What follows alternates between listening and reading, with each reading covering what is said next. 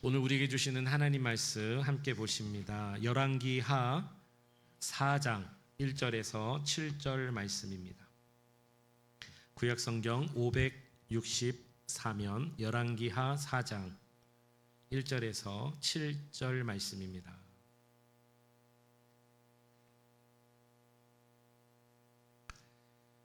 찾으신 줄 알고 한 절씩 교독하겠습니다. 제가 먼저 읽습니다. 선지자의 제자들의 아내 중에 한 여인이 엘리사에게 부르짖어 이르되 당신의 종 나의 남편이 이미 죽었는데 당신의 종이 여호와를 경외한 줄은 당신이 아시는 바니이다. 이제 빚 준 사람이 와서 나의 두 아이를 데려가 그의 종을 삼고자 하나이다 하니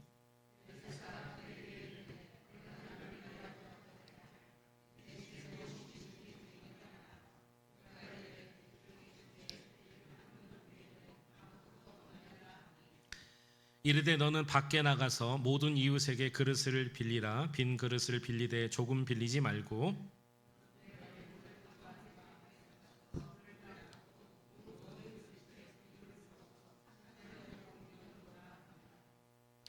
여인이 물러가서 그의 두 아들과 함께 문을 닫은 후에 그들은 그릇을 그에게로 가져오고 그는 부었더니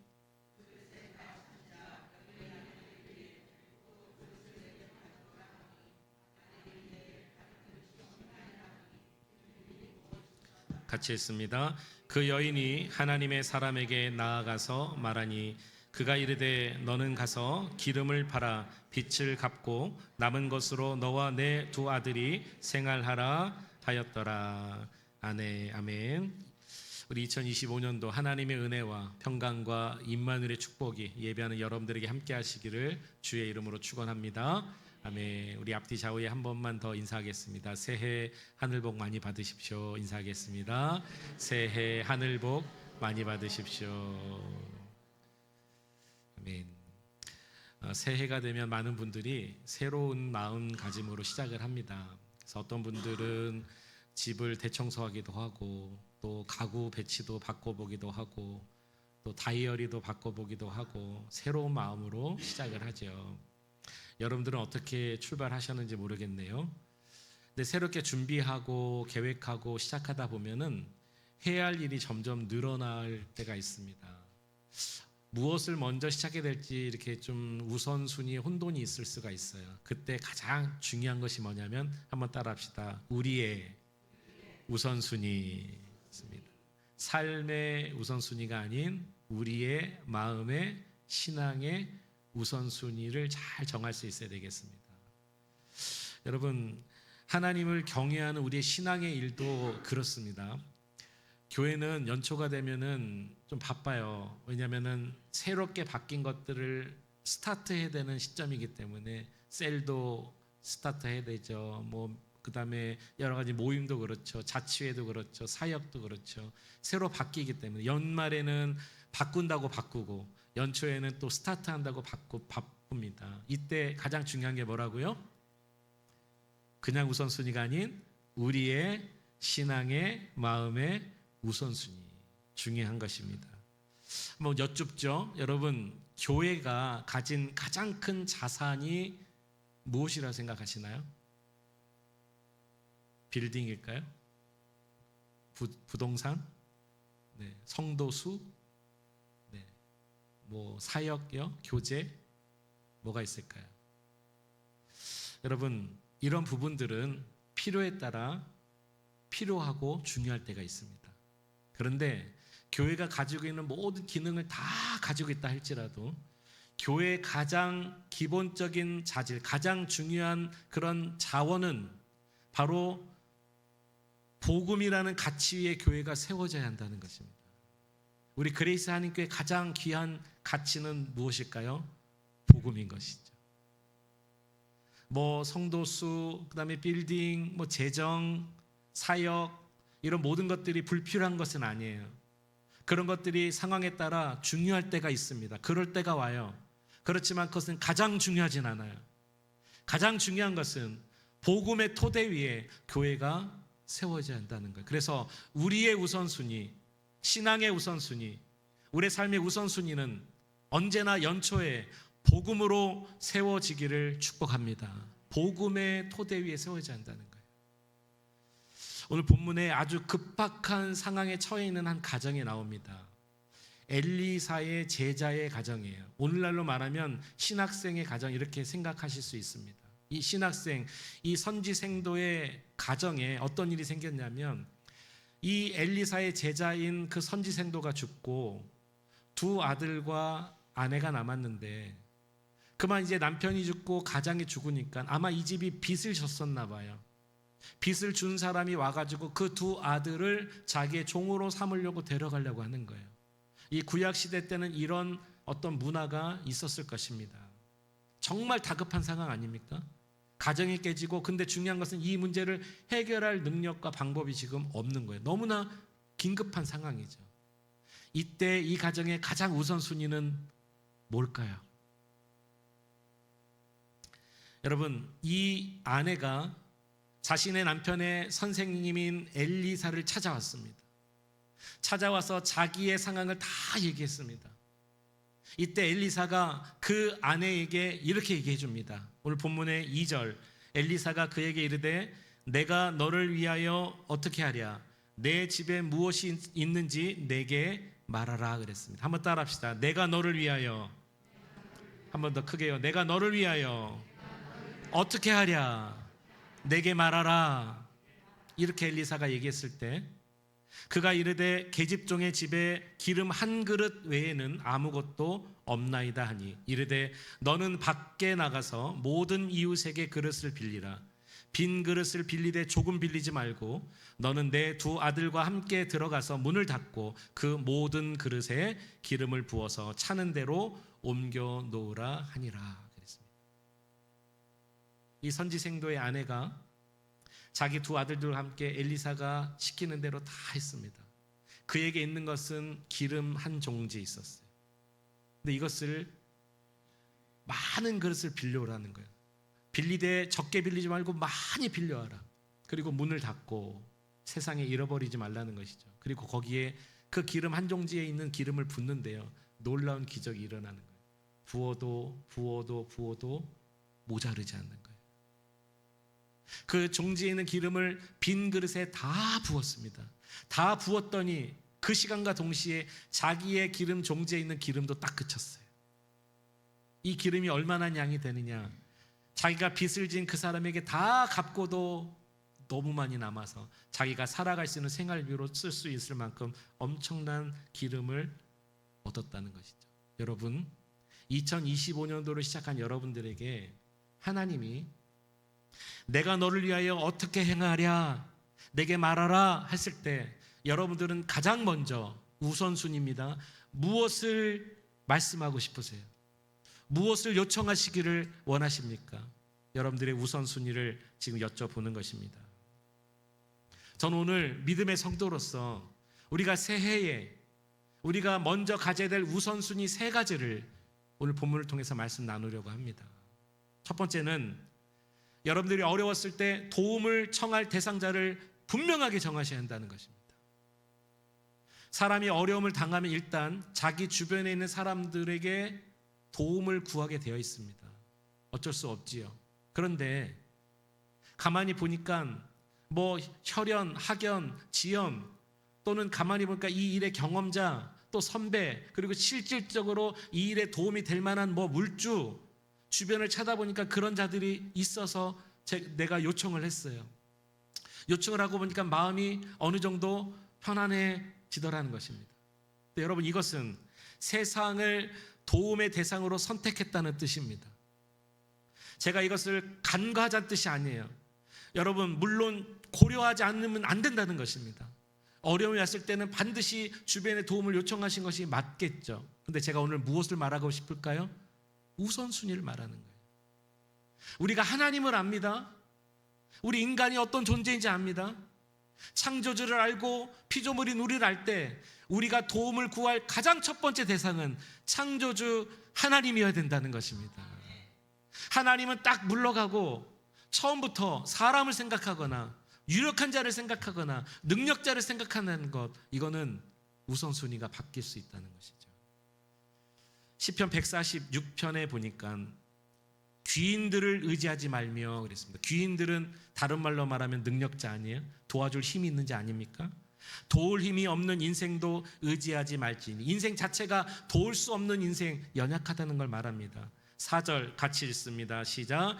그의 호흡이 끊어지면 흙으로 돌아가서 그날에 그의 생각이 소멸하리로다. 우리도 마찬가지죠. 모든 인생은 그 생각부터 해서 모든 호흡이 끊어지면 그냥 흙이에요. 없어지는 안개고 모래고 아무것도 아니다. 그 다음 절에는 이렇게 말합니다. 야곱의 하나님을 자기의 도움으로 삼으며 여호와 자기 하나님에게 자기의 소망을 두는 자는 복이 있도다. 무엇을 말할까요? 우선순위를 말하는 것입니다. 여러분들이 어려웠을 때 여러분들의 의지의 대상 가장 먼저는 갈등도 하지 마시고 여호와 하나님을 선택할 수 있기를 축복합니다. 이 여인은 후자를 선택한 거예요. 그런데 지금 엘리사한테 갔잖아요.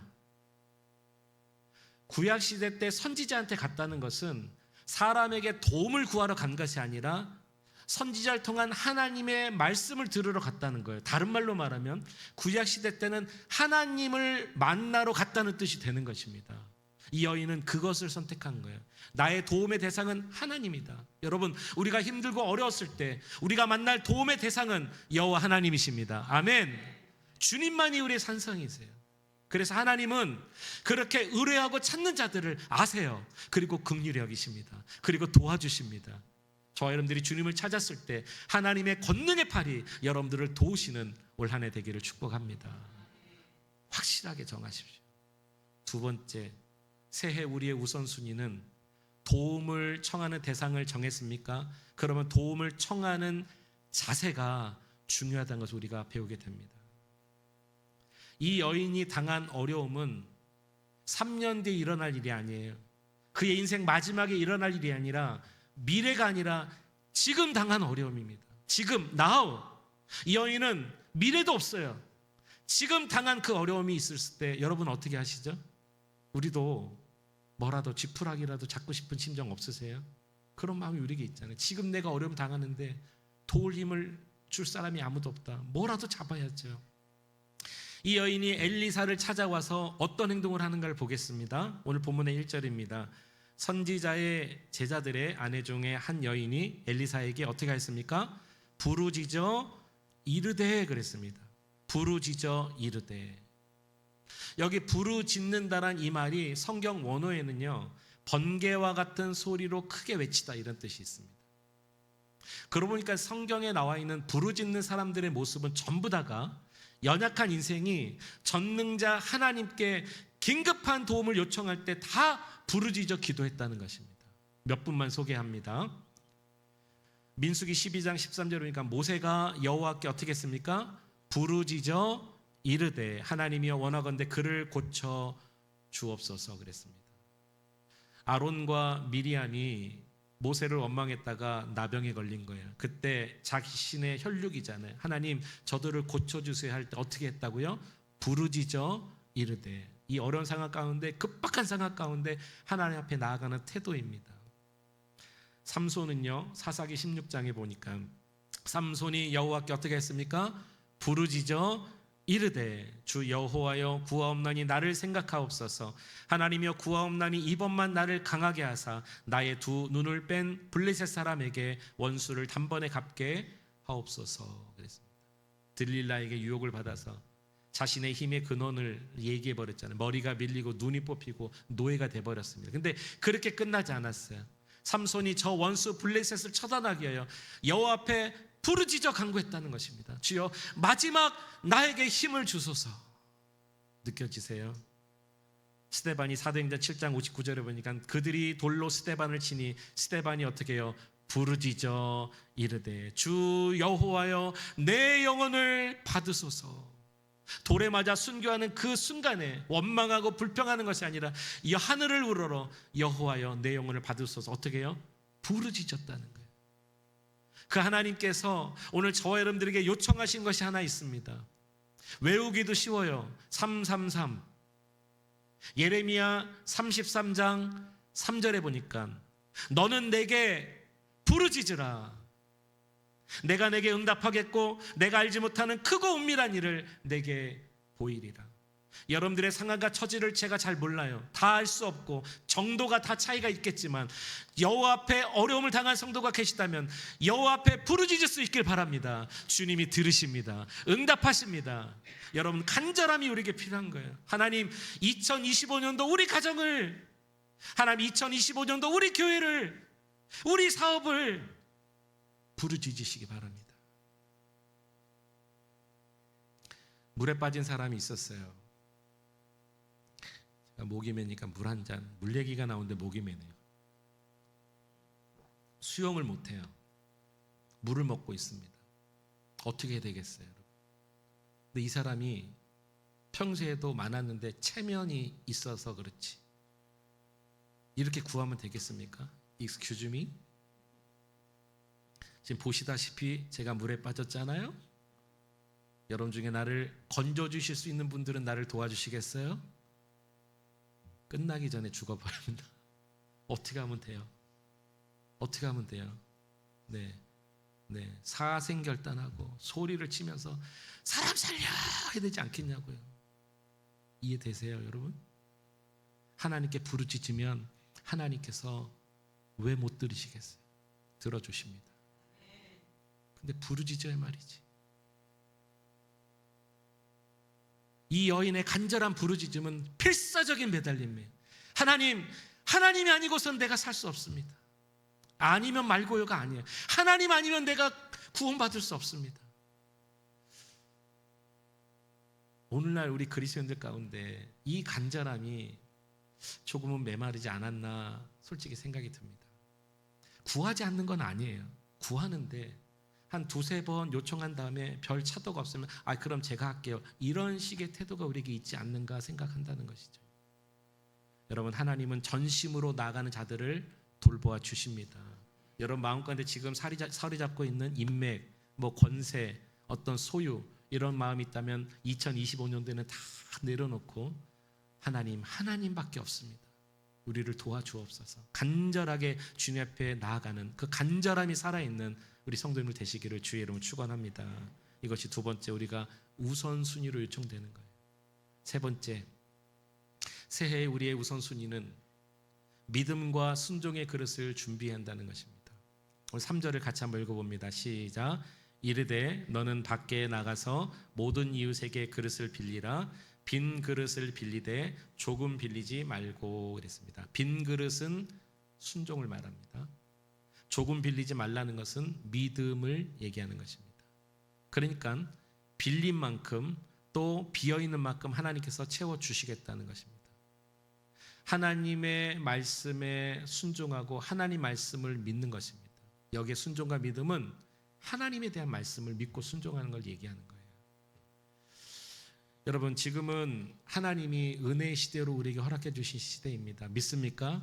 이게 무슨 말이냐면 우리가 알지 못한 사이에 하나님은 은혜를 계속해서 부어주시는 거예요. 각 사람 심령이 어떤 민족에, 어떤 공동체에, 어떤 교회에, 어떤 나라에 하나님은 부어주십니다. 그런데 이 믿음의 그릇, 하나님의 말씀을 순종한 그릇이 작고 깨끗하지 못하면 문제가 하나 생겨요. 줘도 활용할 수 없다는 거예요. 느낄 수 없다는 거예요. 너무너무 안타까운 것은 은혜의 시대에 은혜가 부어지는데 그릇이 깨끗하지 못하니까, 그릇이 넓지 못하니까 받을 수 없다는 거예요. 나의 믿음의 없음을 한번 돌아보고 나의 하나님 말씀에 대한 순종하지 못함이 있는가 없는가 한번 돌아보는 이 연초가 되어야 되지 않을까요? 다시 한번 말씀드립니다. 이것은 하나님의 말씀에 대한 순종과 믿음을 얘기하는 것입니다. 주의 말씀을 순종하시기 바랍니다. 깨끗한 그릇입니다. 주의 말씀을 믿을 수 있길 바랍니다. 많은 그릇을 준비하는 것입니다. 아니 목사님, 21세기 지식산업시대, 정보산업시대, 이게 초고도로, 그리고 전 세계가 디지털 문화인데 이런 시대에 뒤떨어진 말을 하십니까? 혹시 이런 마음 갖고 계신 분 계신가요? 목사님은 항상 기승전결이 똑같은 말 하십니까? 이런 분 계시나요? 그럼 이걸 아셔야 됩니다. 21세기에도 하나님이 요청하신 것이 있습니다. 하나님의 말씀에 순종하라고, 하나님의 말씀을 믿으라고 요청하십니다. 마트에 가보면 인스턴트 상품이 얼마나 많이 있어요. 정말 뭐를 고를까 결정 장애가 있을 만큼 너무나 많이 있습니다. 이것을 아무 우리가 수고하지도 않고 갖다가 그냥 녹여 먹고 끓여 먹고 지져 먹으면 되는 거예요. 너무나 쉬워. 내 노력이 하나도 안 들어가요. 한참 먹다가 맛없으면 다른 마트 가세요. 얼마나 많은지 몰라요. 근데 우리가 신앙생활을 이렇게 할 때가 있다는 거예요. 내 노력이 하나도 없어요. 다 해놓은 것, 골라서 먹는 재미처럼 인스턴트 신앙이 너무나 많아요. 이 마트 이제 별 볼이 없으면 저 마트로 또 옮겨가요. 이게 여러분 뭔지 아세요? 하나님 앞에 한두 번 구하고 별로 차도가 없고 저기가 없으면 하나님 스톱. 제가 이미 그럴 줄 알고 유력한 자를 제가 대기해 놨거든요. 이제 이 사람한테 제가 마음을 쓰겠습니다. 여러분, 오늘 주님께서 우리에게 하시는 말씀을 들으시길 바랍니다. 오늘 본문의 5절과 6절이에요. 여인이 물러가서 그의 두 아들과 함께 문을 닫은 후에 그들은 그릇을 그에게로 가져오고 그는 부었더니 그릇에 다 찬지라 그랬습니다. 그릇을 가져오는 노력, 또 빌려오는 노력이 없으면 찰 수가 없었겠죠. 준비한 만큼 부으신다는 것입니다. 그 주님이 오늘 저와 여러분들에게 요청하십니다. 시편 81편 10절에 나는 너를 애굽 땅에서 인도해낸 여호와 내 하나님이니 내 입을 크게 열라 내가 채우리라 그랬습니다. 아멘. 여러분들은 입을 크게 여시길 바랍니다. 이것은 무조건 내가 원하는 걸 다 아른다는 뜻이 아니라 오늘 두 가지죠. 하나님의 말씀에 대한 순종과 그 말씀을 믿는 것을 말하는 것입니다. 깨끗하고 또 많은 그릇을 준비하면 준비된 만큼 부으신다는 거예요. 크게 열라는 것은 그것을 말하는 거예요. 말씀에 대한 순종, 말씀에 대한 믿음을 2025년도에 출발한 저와 여러분들에게 우선순위가 될 수 있기를 축복합니다. 하나님께서 바울을 통해서 이런 말씀을 하셨습니다. 로마서 16장 26절 이제는 나타내신 바 되었으며 영원하신 하나님의 명을 따라 선지자의 글로 말미암아 같이 한번 읽어봅니다. 시작. 모든 민족이 순종하게 하시려고 알게 하신 바 그 신비의 계시를 따라 된 것이니 이 복음으로 너희를 능히 견고하게 하시게 그랬습니다. 우리가 알기로는 우리가 믿어 구원받게 된다고 알고 있는데 바울은 지금 뭐라고 말하냐면 너희가 믿어 어떻게 해요? 순종하게 하시려고 했다는 것입니다. 왜 믿어 구원받게 하시려고 이렇게 말하지 않았을까요? 구원은 우리 신앙생활의 마지막 끝이 아니에요. 어떤 의미로는 구원은 신앙생활의 출발입니다. 거듭나고 구원받고 신앙생활이 출발하는 거라고요. 복음의 목적이 뭔지 아십니까? 예수 믿고 구원받는 것에 끝나지 않아요. 복음의 목적은 구원받은 우리들이 이 땅에서 하나님의 말씀대로 사는 것을 요청합니다. 아멘. 그렇습니다. 그러므로 너희는 믿어 순종하기를 하나님은 원하시는 거예요. 구원받고 끝이 아니라 구원받고 끝이라고 생각한 사람들은 순종하지 않는 일도 많이 있을 수 있어요. 구원받았으니까 이렇게 생각해 버리는 거죠. 아니요. 성화되어져 가고 영화되어져 가고 마지막 주님의 영화로운 몸에 우리가 동참하려면 우리는 믿어 순종함에 이르러야 된다는 거예요. 하나님의 말씀을 믿으십시오. 하나님의 말씀에 순종하십시오. 이것을 우리에게 요청하는 것입니다. 우리가 복음을 피상적으로 알게 되면은 오해될 것이 하나 있습니다. 그래서 뭐냐면 이런 거예요. 기독교는 이거밖에 없을까? 신앙의 연수가 깊으면 깊을수록 더 오해될 가능성이 있습니다. 기독교는 왜 이렇게 간단하지? 예수 믿고 구원받는다 이것밖에 없을까? 다른 거 뭐 없을까? 다른 복음 뭐 없을까? 여러분, 우리 그리스도인들이 다른 복음을 넘나드는 순간 우리 성도들은 흔들려 버립니다. 참 이상하죠. 신앙을 견고하게 세우고 믿음을 견고하게 세우는 일에 있어서 이거밖에 없을까? 왜 그거밖에 없지? 하는 바로 그거, 그 복음 외에는 없습니다. 가끔 가다가 성도님들 중에 정말 잘 살아보기 위해서 신앙 상담을 하시는 분들이 계세요. 그분들에게 말씀을 드립니다. 성도님, 예수님 잘 믿으셔야 됩니다. 성도님, 예배 자리 사모하셔야 돼요. 기도의 자리 나오셔야 돼요. 말씀대로 살으셔야 돼요. 그러면 그분이 말은 안 해도 눈빛에서 벌써 보여요. 표정에서 보여요. 이게 단가? 뭔가 기대하는 마음으로 왔는데 그리고 기도해드리고 눈을 뜨면 영락없이 어떤 분들은 실망의 눈빛을 가지고 왜 이렇게 다 똑같지? 왜 이거밖에 없지? 그런데 여러분, 그럴 때마다 제가 당황스러워요. 왜냐하면 그게 정답이거든요. 그거엔 다른 길을 주신 적이 없고 그거엔 구원의 길이 없는데 에게 이거밖에 없어요. 이런 눈빛이면 너무나 당황스럽다는 것이죠.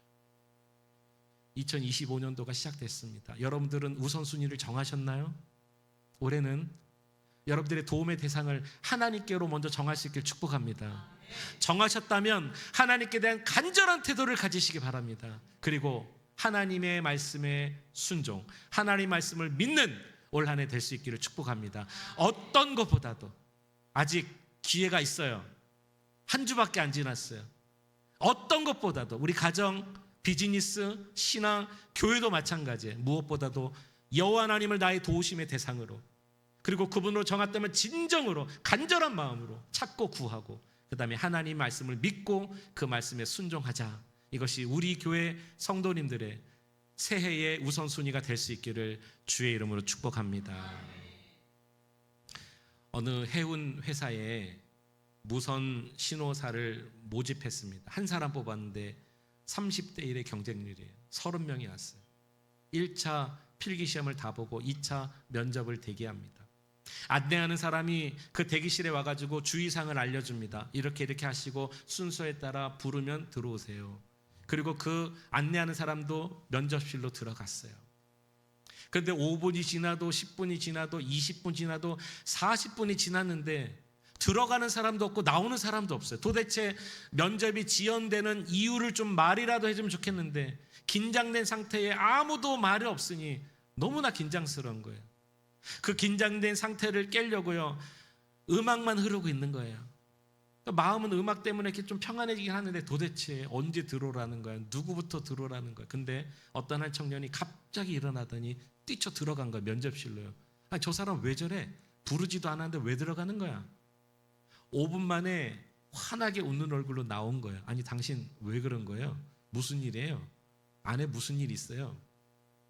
이 청년이 말합니다. 저도 여러분들과 똑같이 너무나 긴장돼서 음악을 듣고 있는데 음악 사이에 잔잔한 세미한 소리로 뚜뚜 뚜뚜뚜 뚜뚜 뚜뚜뚜 무서운 신호가 들리더라는 거예요. 세미하게. 그 내용이 뭔가 했더니 이 소리를 들은 사람은 들어오시오. 그 청년 한 사람만 합격한 거예요. 사랑하는 성도님 여러분, 우리가 세상의 소리에 너무 귀 기울이고 있으면, 가치를 너무 세상에 두고 있으면 오늘도 이 은혜 시대에 주시는 하나님의 음성을 들을 수가 없어요. 느낄 수가 없어요. 신령하게 반응할 수가 없어요. 오늘 몸은 교회에 와 있다고 안심하지 마십시오. 온통 마음이 세상에 가 있으면 그 영혼은 하나님 앞에 진짜 불쌍한 영혼입니다. 들을 수가 없는데 하나님만을 나의 도움의 대상으로 정하시기 바랍니다. 정하셨다면 그분에게 간절한 태도를 보이시기 바랍니다. 그리고 하나님의 말씀만 믿고 말씀에 순종해 보세요. 하나님께서 거룩한 손을 들어 저와 여러분들을 도우십니다. 2025년도 이런 귀한 은혜가 우리 가운데 있을 수 있도록 우선순위를 결정하는 이 귀한 날 되기를 축복합니다. 기도하시겠습니다.